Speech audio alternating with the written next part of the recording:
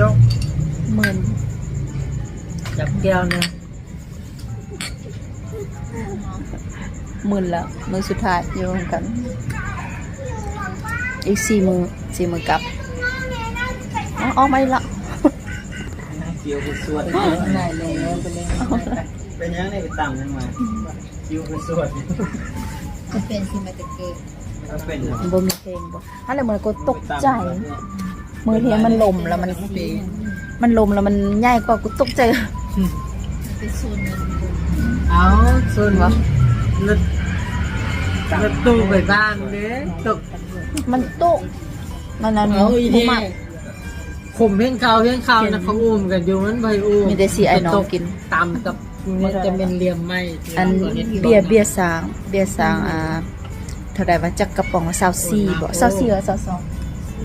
เนาะมีแต่สิไอ้น้องกินเควินกินจอกเดียวแล้วก็กินปองนึงก็ไปวัด ฮะ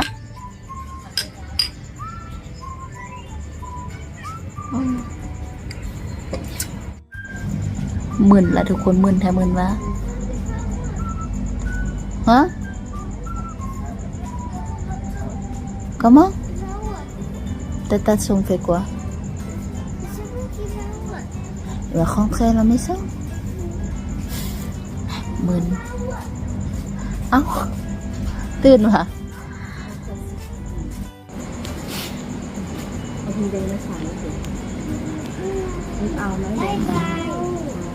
แต่บิซูเอาเงินน้ำหนึ่งได้ไหม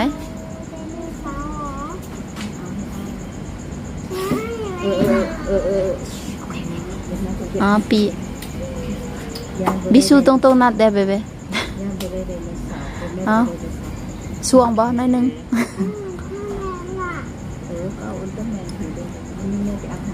ไม่เอาให้มามั้ง หัวของเล่น อืม เดี๋ยวไม่เอาเขาเสือยาว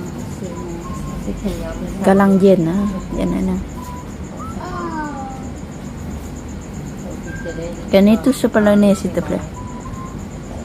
เปิดแอร์ไว้ให้โอเคไหม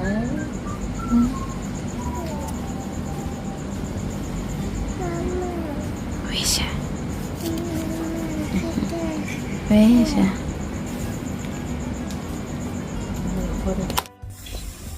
ทุกคนมึนมาตอนนี้มันตึงกระตึงอยู่เดี๋ยวนี้ความจริงบ่อยากตื่นแต่ลุกตื่นอ่ะ Oi, que ia com mamãe. เมา Se vai arrumar, se sabe, você pode depois ก็คืออันเบียร์สางแล้วมีอันยังวะแกะหนึ่งเนาะเอาแกะหนึ่งกินกับอาซีไอ้น้องความจริง5 คนเควินแต่เราบ่กินเนี่ยจะกินเควินกินแต่กระป๋องเดียวใบสางอัน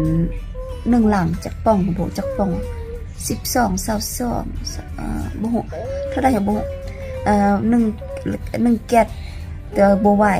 เหลือ5 กระป๋อง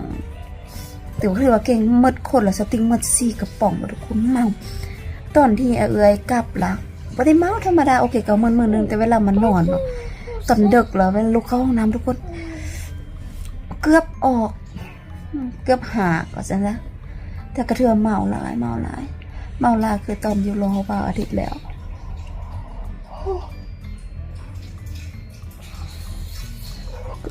ก็ที่ซาลิลิปสติกอยู่แล้วอยากนอนอีกแต่ลุกนั่นคือเป็นตื่นแล้วไปแล้วเป็นไปซอกอันนี้ครับไปหาน้องสติกแล้วไปซอกเนี่ยไปซอกไม่ตัดหนวดบ่โอ้ไงแต่ก็แม่นอีหลีน้องสาวสติว่าเบียร์ซามกินง่ายกว่าเบียร์ลาวว่าซั่นแล้วก็เวลาตื่นมันก็บ่ได้แบบมันบ่ได้ทรมานใช่ทุกคนเฮาเปิดตาเฮาตื่นเช้ามาแล้วก็ตื่นเลยสิบ่ได้เจ็บหัวบ่ได้ปวดอาหารแต่ว่าตอนนั้นสติเราตื่นกลางคืนบ่กวนกันเด้อตื่นโอเคล้างกะล้าง no can I pipi let's can I pipi กวนกันสิไปเฮ็ดอันนี้เดี๋ยวนี้สิเพราะว่ามันยาวสิไปเปลี่ยนบ่ฮู้สติกมักอันนี้มันงามมักแต่กำลังยาวแล้วบ่ฮู้ว่ามันไปอยู่ฝรั่งเศสสิเฮ็ดบ่เฮ็ดดอกไปอยู่ฝรั่งเศสสติกก็สิกลับไปเวียงแล้วก็ตัดทิ่ม สติมาอยู่นี่มาเฮ็ด2เทื่อแล้วได้เฮ็ดเปลี่ยน2เทื่อว่าแล้วมันพักผ่อนเฮ็ดหยังก็เฮ็ดแต่ว่าเวลากลับไปอันฝรั่งเศสละโหมดชีวิตบ่ได้แม่นฮอลิเดย์บ่ได้แม่นบางกอกก็คือมันก็ต้องแตกต่างธรรมดาอันนี้ล่ะชีวิตที่หลายคนบ่เข้าใจคำว่าเมียฝรั่งชีวิตมาเที่ยวกับชีวิตไปอันนั้นบ่คือกันชีวิตมาเที่ยวกับชีวิตการเป็นอยู่บ่ได้คือกัน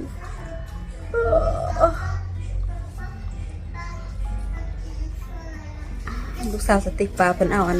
สติมิกับปลาเพิ่นเอาอันลิปสติกหาตื่นมาแล้วก็เปิดตาแล้วก็มาอยู่ใส่ลิปสติกอันปลาเอาให้ว่าซั่นก็เอาให้แล้วก็ไปหรอกกลับมาแต่ลูกสาวมักแต่งแล้วนี่ข้านแต่มันบ่ได้จำหัวแต่กันเปิดตาได้เลยตื่นมาก็ลิ้นโทรศัพท์ได้สบายแต่ยังบ่อยากตื่นแต่ก็ลุกตื่นแล้วก็มันได้ล็อกตัวบ่ได้นับถอยหลังแล้วเดี๋ยวนับถอยหลังพอแล้ววันนี้บ่เมาละหยุดละ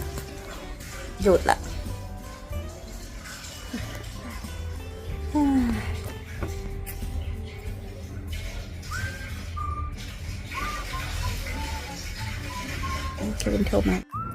นั่นแหละทุกคนเมาค้างสรุปรวมแล้วก็เมาหั่นแหละมึนๆแต่มันบ่ได้ปวดหัวแต่มันก็เมาค้างสินะบ่ซังสิว่าคนที่เคยเมาค้างน่าจะเข้าใจ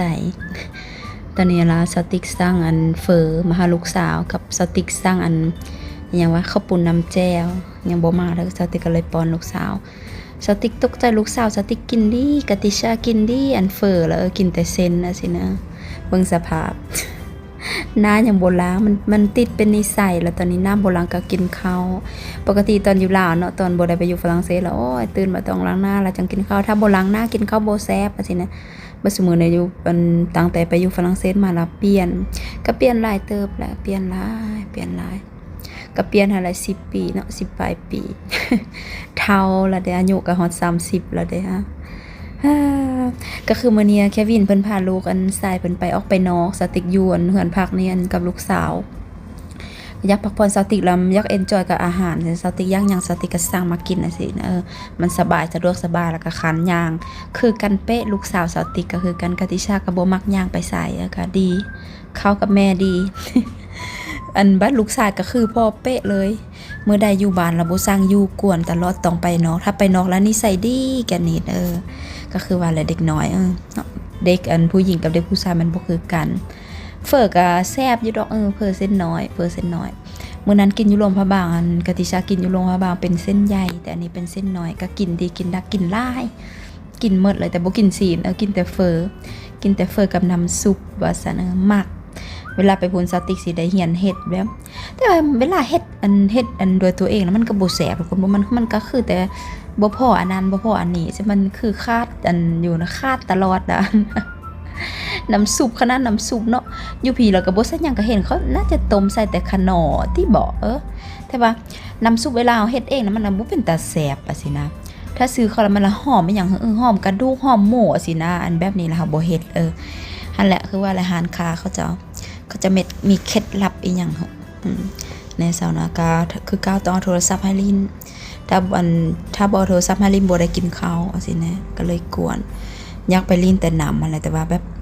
มันมีลมแล้วสติกบ่อยากลงลินน้ำคือว่าอยู่บนพักนี้สะดวกสบายมันมีสระลอยน้ำสิแล้วก็เด็กน้อยต้องได้เบิ่งตลอดเลยเฉพาะเป็นลูกชายคือกันตอนนี้อยากลงน้ำตลอดหนาวปานใดก็ต้องลิ้นน้ำเยอะก็คือว่าบ้านซาติกอยู่ฝรั่งเศสแล้วคือว่าบ้านสิติดกับทะเลแต่ก็บ่เคยพาลูกไปลิ้นสินะเพราะว่านักท่องเที่ยวเต็มซาติกบ่มักคนว่าง่ายๆซะบ่มักเอาลูกไปร่วมกับคนนั้นนักท่องเที่ยวมันสกปรกมันโอ๊ยบ่ซังสิว่ามันหลายสิ่งหลายอย่างนะบ่มักส่วนหลายก็บ่ได้พาลูกไปก็มีแต่ไปย่างเลาะลิ้นซ่วงที่มันบ่มีนักท่องเที่ยวว่าซะแต่ส่วนหลายทะเลก็ไปดนๆใส่เทื่อนึงว่าสิแล้วหั่นแหละชีวิตเฮาก็คือว่าเนาะมนุษย์เฮาต้องเป็นอันนี้เนาะทุกคนค่อยคว้าหาสิ่งที่เฮาบ่มีสิบางคนก็จนลืมไปว่าต้องมีความสุขต้องเอนจอยกับสิ่งที่เฮามีสินะมนุษย์นะความโลภหลายทุกคนเอ้ย บ่เคยพอใจในสิ่งที่เฮามีคนที่อันอยู่ใกล้ทะเลอยากไปลิ้นทะเลเห็นบ่ว่าคนอยู่ไกลๆทะเลบ่เคยไปลิ้นทะเลโอ้ยบ่สร้างสิเว้าเห็นคนดื้อ เดี๋ยวสิกลับไปฝรั่งเศสแล้วก็สิไปแปรงฟันลูกสาวแล้วไปใส่ฟัน